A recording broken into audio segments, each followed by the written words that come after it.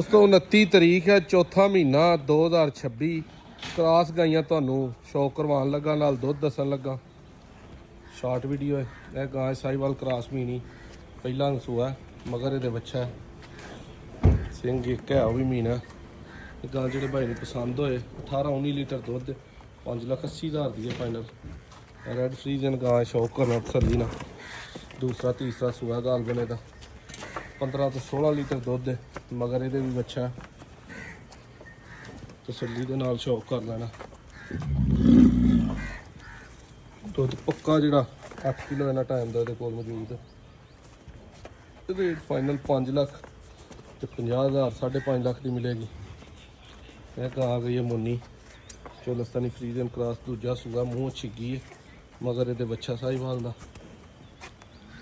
ये गां के कोल भी 18 तो 20 लीटर 2 टाइम का दुध 6,20,000 रुपये की फाइनल मिलेगी। यस नो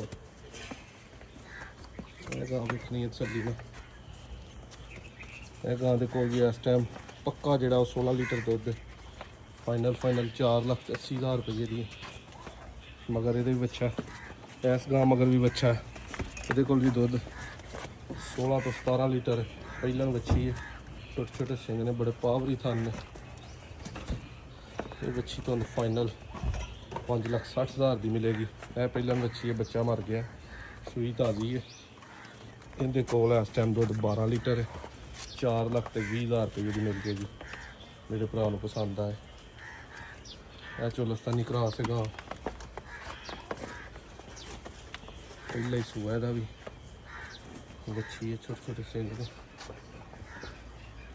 मगर बच्चा 4,70,000 की दुध 14-15 किलो। यह बड़े खूबसूरत मोनियन टीक पीस है, काला जानवर फ्रीजियन चोलस्तानी क्रॉस, दुध 17-18 लीटर।